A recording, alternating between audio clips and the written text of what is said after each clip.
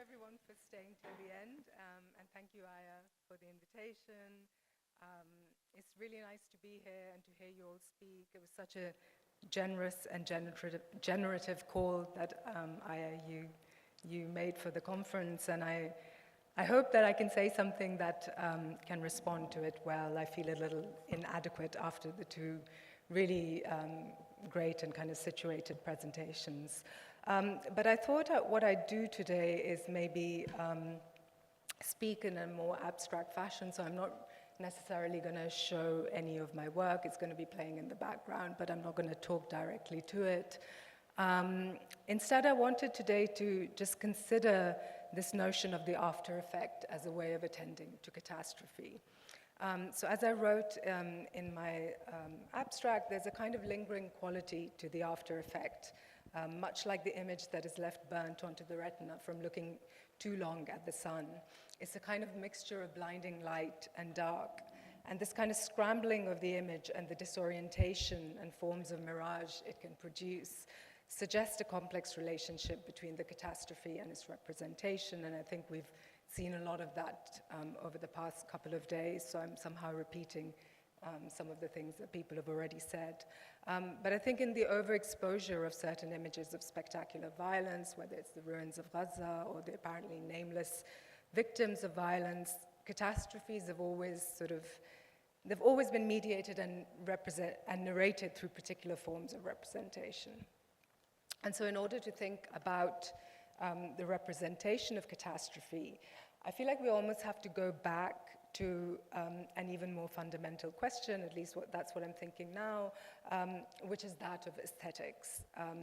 So I want to start with a quote from Denise Ferreira da Silva and Rizwana Bradley in a kind of short essay they wrote for the journal Efflux. And I think it's really important for grounding some of what I'm about to discuss. So they write, why rethink aesthetics now when catastrophe has become the watchword of the day, and when all but the most restrictive pragmatism could easily be construed as little more than bourgeois frivolity? I've thought about that a lot. And then they go on to say, genocide now as before is an aesthetic project. The question then should not be why rethink aesthetics now, but rather how do we survive the aesthetic regime that carves and encloses the very shape of our questions? And what might that aesthetic regime be? I think we've again discussed that over the last 2 days. It's colonial, it's imperial, it's the view from above, etc. It's kind of wrapped up in certain kinds of digital technologies as well. But I think it also has to do with how we might account for and represent violence and catastrophes ourselves as those who are affected or might be affected by it. So kind of how do you speak about it from within it is, I think, a question that this conference is addressing. And I think here there are two main approaches that we all seem to be working with.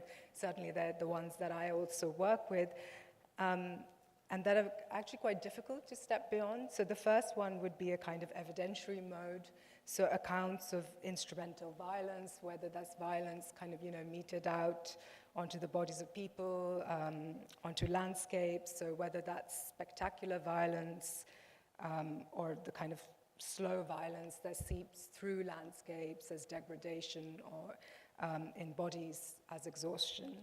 So that's kind of the evidentiary mode. And then I think the second sort of modality in which we kind of think about catastrophe would be what I would term ideological unveiling. So a kind of, it's where we look at epistemic violence, so violence produced through knowledge-making practices and forms of representation. And we heard that in several kind of presentations, the silences of the archives, the deconstruction of dominant visuality. That's something that my work has done for a long time.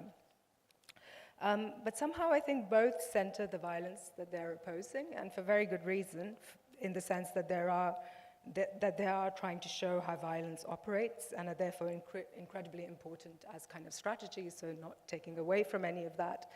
But I suppose the question becomes how to move beyond the centering of violence, and this is something that I've thought of with the work of Catherine McKittrick, who speaks about Black Geographies. She's a feminist geographer.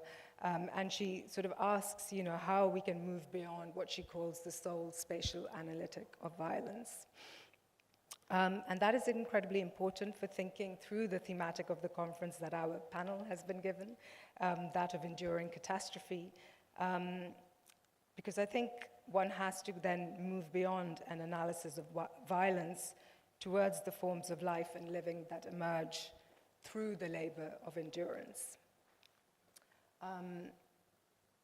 And here I think I want to think with one figure that might be produced through this labor of endurance, and that is the figure of the monster. Monsters are really interesting figures because they tell us something about our culture. They can almost be considered as embodiments of particular cultures. They sort of tell us what is at the edges of the culture, what might escape categorization. A monster simultaneously embodies both our fears and our desires, so really important figures to think through. And for me, I think they're the central figures of the catastrophe. And so, you can they can often only be discerned in the shadows or in the halo of the after image or the after effect of catastrophe. So the monster is an outsider figure that tells us our most intimate secrets. So I want to give you a more concrete example of a monster, referring to the kind of archetypical kind of monster of Mary Shelley's Frankenstein, of course, but I want to speak of Frankenstein through a different book, this book, Frankenstein in Baghdad, which I'm sure many of you will have read, by Ahmed Sadawi. And it's a book in which the horrors of the Iraq War are passed through this kind of macabre story of a person who's sort of blown up in one of the many bombings that plagues the city. And the story is really of a local man who escapes very narrowly escapes one of the bombings, and he feels responsible for the security guard who did get killed in the bombing, because as he came up, the security guard kind of left their building and was blown up.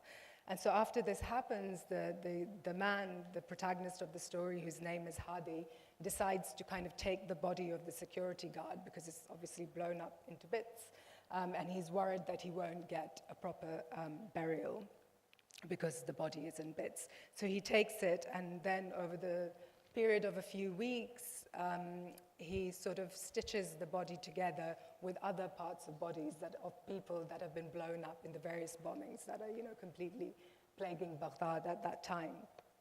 And so slowly he's stitching this body together to ensure that it gets a proper burial.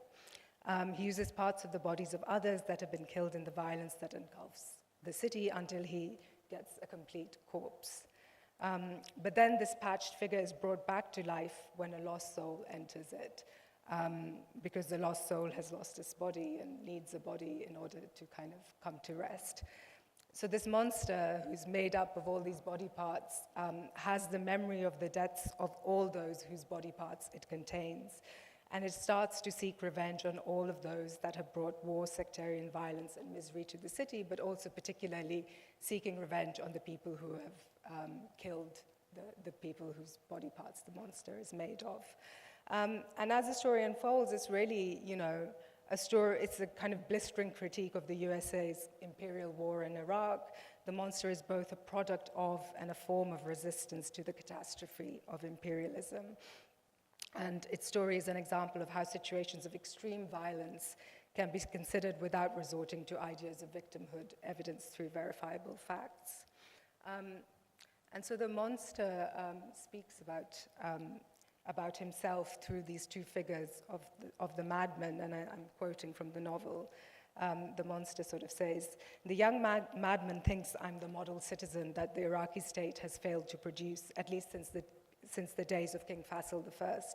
Because I'm made up of body parts of people from diverse backgrounds, ethnicities, tribes, races, and social classes, I represent the impossible mix that never was achieved in the past. I'm the first true Iraqi citizen," he thinks.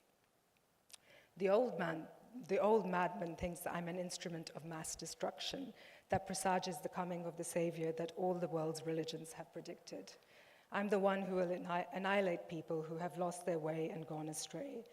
By helping me in my mission, he is accelerating the arrival of the long-awaited savior. So we can see that the monster is both, somehow speaking of the fears and the desires of a particular culture. So the monster is stitched together and entwined into other lives, and its story is both a physical instantiation and an account of an approach that deals in fragments, but also plays with fears and desires. And I think this notion of the fragment, or the fragment as method, is really important in thinking with and through violence. In my own work, I've also been thinking with the patch and with fragments as a way of making sense of stories that contain unspeakable violence, and particularly stories of landscapes and places and spaces of violence. My work is on migration and borders, and the border is, of course, a place that produces violence unendingly. So I want to move from the body and flesh to the landscape and patch. This film is just going to play in the background. I'm not going to show it doesn't have a voiceover, so, that's not what, it's doing something strange. Hold on. Give me 1 second.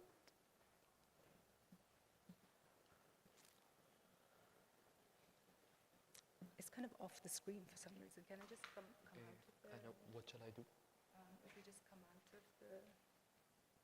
presentation, just pop it back into the screen. It seems to have moved.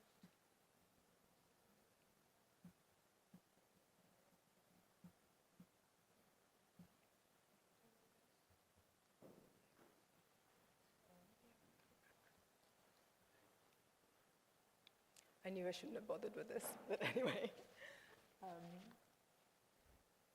Yeah, that's it. You can just go full screen, thanks. It's just images, really.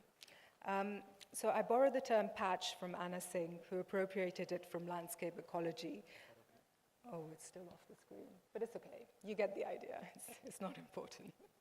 Yeah, let's just leave it. Huh? Yeah, I mean, there's no voiceover.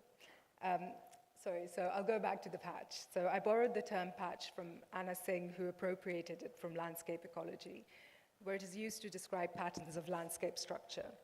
But Singh's use of the term is more wide-ranging, as much a symptom of human inhabitation as a reaction to it.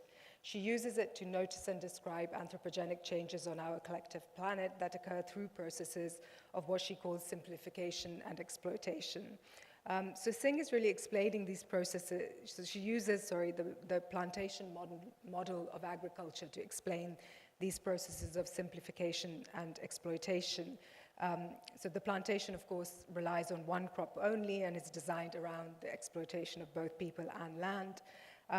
By only cultivating one crop across a vast area, such patches produce an intense environment that stresses ecological systems, causing diseases to proliferate, while the economic model of the plantation can, of course, only work through enslaved labor.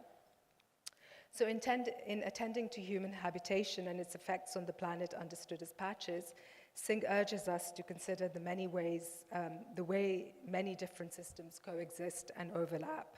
And I'm quoting from her, she says, not only ecological models and theories of political economy, but also what we might call, for want of a better word, non-secular cosmologies. So I want to stop here and think of this term non-secular cosmologies because it leads me back to the monster, or at least the monstrous. So I think what Singh is referring to here is the need to understand abstract thought, not only through a kind of Western modality of unitary, quantified, and empirical knowledge, but also to account for the kind of many heterogeneous forms of abstraction that are thriving across cultures as popular knowledge, for instance. So this is something that the writers Lucian Stone and Jason Mogage refer to as a radical unreality, a kind of form of abstraction that produces this kind of patchiness, this fragmentation, and the monstrous. They're right. The literary and aesthetic vanguards of the non-West are no less than masters of abstraction. They are in turn macabre, phantasmatic, absurd, intoxicating, monstrous. I'm reminded here also of the memes that are circulating right now that some of us were kind of discussing, that are circulating in response to the kind of Israeli-US imperialist war, but especially those coming out of Iran that are kind of dealing with these forms of abstraction. They're absolutely, they are absurd, they are intoxicating, and they are monstrous. So in over 10 years of working on kind of migration and refugee politics, I've found a very similar aesthetic sensibility in the many accounts I've listened to of those crossing borders between Afghanistan, Iran, Pakistan, Turkey, Syria, Ukraine, and Europe. I've worked in I haven't worked in Syria, but I've worked in most of the other places. And in these accounts, there is often a prevalence of stories of more than human beings, and of folklore mixed with information on border areas and details of the journey. And this mixing is perhaps a way of dealing with extremely difficult circumstances when faith in a higher authority or an understanding of processes and worlds outside of one's control can become a source of solace. And scholarship on migration has rightly emphasized the racialized nature of border politics, but I think it may also be useful to consider how a particular lens on the border passes out the non-secular, the indigenous, the spiritual, as I think the last keynote mentioned, and other forms of worlding and belief structures that are often a source of strength and resistance.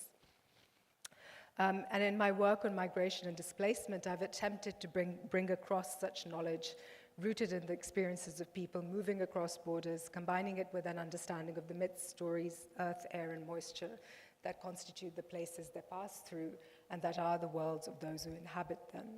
I consider what a popular knowledge of the border could be and how a patchy approach could help in gaining such an understanding.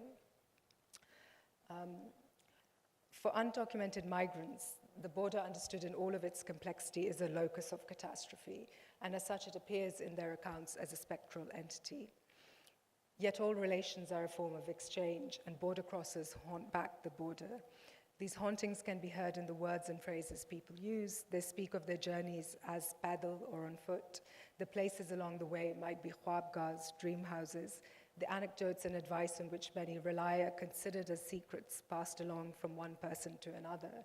And I think this notion of the secret also becomes really important if we're thinking through ideas of fragments and patches. But in these accounts, a different aesthetic emerges, one that inhabits and claims the after effect as the space of decolonial knowing and of ethical witnessing. So I'm sorry the images are off screen, but anyway, there are somehow, speaking of fragments, there is a kind of text that goes with it that's kind of narrated, which is also made with fragments from kind of interviews and conversations I've had with people on the move. But I want to conclude by saying something about why I find aesthetics and abstraction important.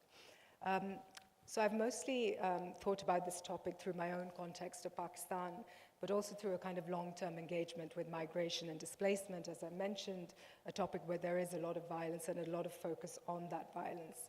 And I've been thinking about how to tell stories and speak about migrant lives without reducing them to the violence that they endure. And through this work, I've been thinking about the temporality and representation of catastrophe, something I think that many have spoken about in these last 2 days. And for me, I wanted to move beyond what I described earlier as a kind of straightforward evidentiary mode of knowing, and to try to think non-linearly about the events and situations that I'm working through. So I've been thinking about the non-representational, a realm that we all seem to be operating in, thinking with the event, with affect, with attachments, with grief, with responses that are difficult to encapsulate within standard representational modalities, but especially those of architecture, I think. And this necessarily entails a rethinking of a standard linear temporality, so thinking with the recurrence of grief, of how traumatic events fold back on themselves, reanimate, and return. And this is especially true when we're thinking about people caught within the logic of borders and always kept in circulation. And through this work, I've come to realize that the question may not be of kind of moving from the representational to the non-representational, and nor is it necessarily about moving from linear time to a more circular or embodied time, All of this is, of course, useful in accounting for lives lived outside the frame of Western conceptions. One can produce evidentiary accounts and ideological unveiling of the conditions of violence that many have to endure. But they do not allow us to get a sense of lives that are lived despite and are completely entwined with the forms of violence being discussed. Because the very moment of the subjectivation of such life, because at the very moment of the subjectivation of such life, they not only negate violence, but surpass it. And I think we have heard this time and again in the revolutionary moments that many of you have spoken about in the last couple of days, and that I can only allude to. But for me personally, I have learned this through accounts of Black subjectivity. There is a kind of poetics to Black thought and a modality of thinking with aliveness as a space where thought and practice begins that I think is absolutely key. And I don't think, and this is something that I'm still thinking with, I don't think that aliveness is merely the everyday, although it can be found there, and that, as I say, is still something I'm thinking about. But to be honest, if you were there in the first keynote session, Althea said it all so beautifully this morning, and I wouldn't hope to match it, so thank you.